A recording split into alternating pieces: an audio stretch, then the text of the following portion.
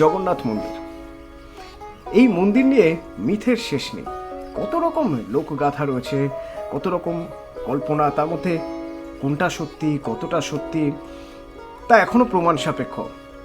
ইতিহাসের একটা অন্যতম গুরুত্বপূর্ণ জায়গা পুরী এবং এই জগন্নাথ ধাম অর্থাৎ জগন্নাথের মন্দির। তো এই দ্বাদশ শতকের এই মন্দিরের অনেক কিছু নিয়ে মিথ রয়েছে, যেমন মন্দিরের পতাকা নিয়ে, মন্দির যখন তৈরি হয়েছিল সেই সময় নিয়ে, আবার কালা পাহাড়, মন্দিরের যে রান্নাঘর অর্থাৎ রসুই, সেই রান্নাঘর নিয়ে মিথ রয়েছে মন্দিরের রত্ন ভাণ্ডার নিয়ে।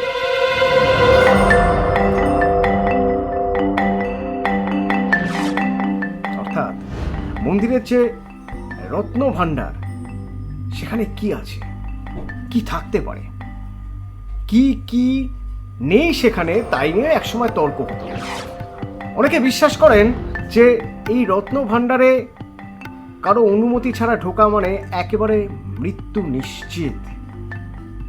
শুধু মৃত্যু নয়, একেবারে বংশ পরম্পরায় শেষ হয়ে যেতে পারে। অনেকে বিশ্বাস করেন এই রত্ন ভাণ্ডার আগলে রেখেছেন স্বয়ং জগন্নাথ দেব।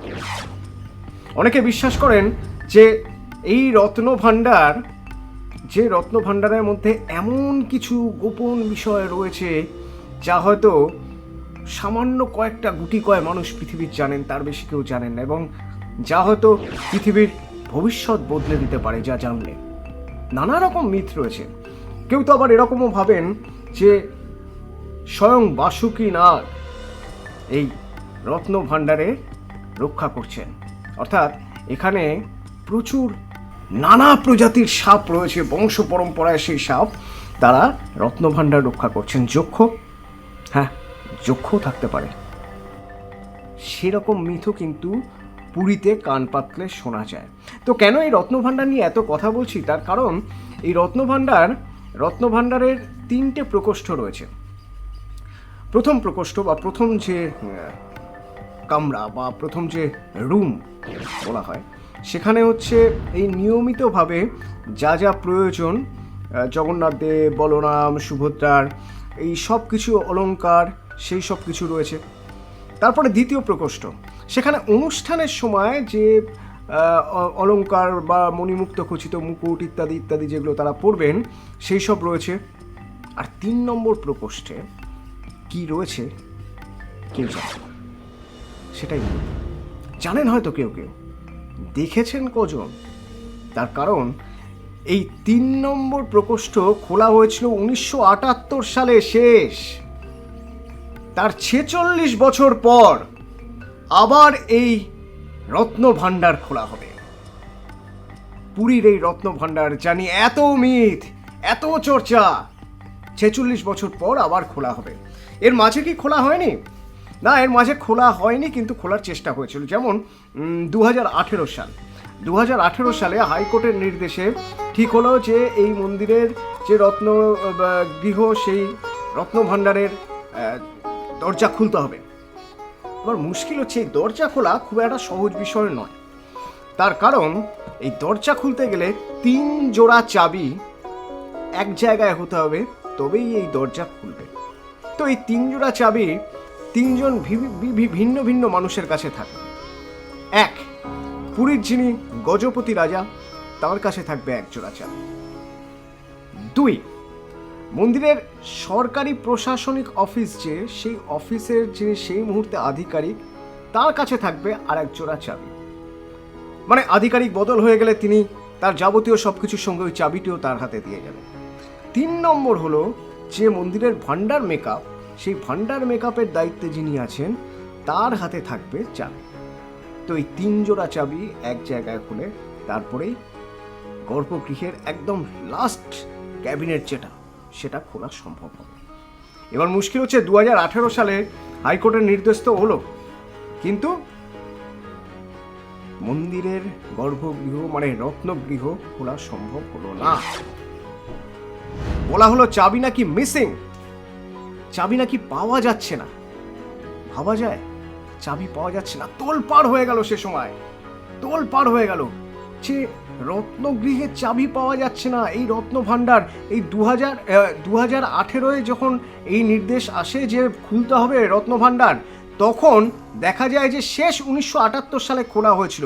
আর কি কি ছিল 1978 সালের হিসেব বলছে, সেই সময় ওই যে থার্ড চেম্বার, তৃতীয় প্রকোষ্ঠ, সেখানে 150 কেজি সোনা ছিল, 184 কেজি রূপো ছিল, এবং তারপরে ধীরে ধীরে আরও রত্নভাণ্ডার সমৃদ্ধ হয়েছে। প্রতিদিন কত মানুষ যান বলুন তো, কত মানুষ কত রকম উপঢৌকন দেন, দান করেন। তারপর ওই রত্নভাণ্ডার ধীরে ধীরে ফুলে ফেপে কোন জায়গায় গিয়ে পৌঁছেছে আজ এখানে দাঁড়িয়ে ভবন 2024-এ। তো এই 2024-এ দাঁড়িয়ে যখন নতুন করে এই রত্নভাণ্ডার খোলার কথা বলা হচ্ছে, তখন ভাবতেই পারছেন কী পরিমাণ একটা এক্সাইটমেন্ট কাজ করছে যাদের মধ্যে এই মন্দিরে রত্নভাণ্ডার নিয়ে আবেগ রয়েছে। শুধুমাত্র যারা ভক্ত বা যারা এই মন্দিরের সঙ্গে জড়িত বা যারা পুরীর গজপতি রাজা যারা বংশধর, তারা শুধু নয়, ইতিহাস নিয়ে যারা পড়াশোনা করেন, ইতিহাসবিদ যারা সারা পৃথিবীর, সেই ইতিহাসবিদদের মধ্যেও একটা মারাত্মক উৎসাহ তৈরি হয়েছে। কি রয়েছে এই রত্নভাণ্ডারে? আচ্ছা, এই রত্নভাণ্ডারে ঢোকা যাবে? প্রথমেই ঢুকতে গেলে এতদিন ধরে বন্ধ রত্নভাণ্ডার, সেখানে এমন কোনো গ্যাস এমন কিছু রয়ে যাবে না তো যে খুললেই প্রথম যারা ঢুকছেন তাদের কোনো ক্ষতি হতে পারে? প্রথম যারা খুলবেন তারা কি দেখবেন? মানে বিষয়টা এমন হয়ে গিয়েছে যে অনেকে ভাবছেন এটা সেই মিশরের মমির মতো না তো? মমিদের যখন মিশরের পিরামিডের মতো না তো? মিশরের পিরামিড যখন পিরামিডের প্রথম দরজা খোলা হয়, তারপর পিরামিডের ভিতরে যারা প্রথম প্রবেশ করেন, তাদের চোখে মুখে যে উৎসাহ, তারা যেভাবে দেখছেন যে ঔজ্জ্বল্য, হয়তো সেই ঔজ্জ্বল্য দেখা যাবে যখন এই 2024-এ দাঁড়িয়ে পুরীর মন্দিরের রত্নভাণ্ডারের থার্ড চেম্বারের দরজা খোলা হবে। যদি থাকে রক্ষী, যে রক্ষীর কথা মিথ কল্পনায় রয়েছে, যে বাসুকীনাগ নাকি নিজে তার সাঙ্গপাঙ্গদের নিয়ে পাহারা দিচ্ছেন, অর্থাৎ প্রচুর সাপ থাকতে পারে। আর কি থাকতে পারে? হয়তো থাকতে পারে এমন কোনো অত্যাধুনিক প্রযুক্তি, যে প্রযুক্তির কথা আমরা এখন জানিই না। কারণ মনে রাখতে হবে, প্রযুক্তির দিক থেকে ভারত অনেক অনেক এগিয়ে ছিল। তো এমন কোনো প্রযুক্তি হয়তো তার মধ্যে রয়েছে, বা এমন কোনো রত্ন রয়েছে হয়তো, যা সম্পর্কে আমাদের কোনো ধারণা নেই। কি আছে কি নেই না চট করে আমাদের পক্ষে বলা সম্ভব নয়, কিন্তু একদিন না একদিন তো আমরা জানতে পারবো।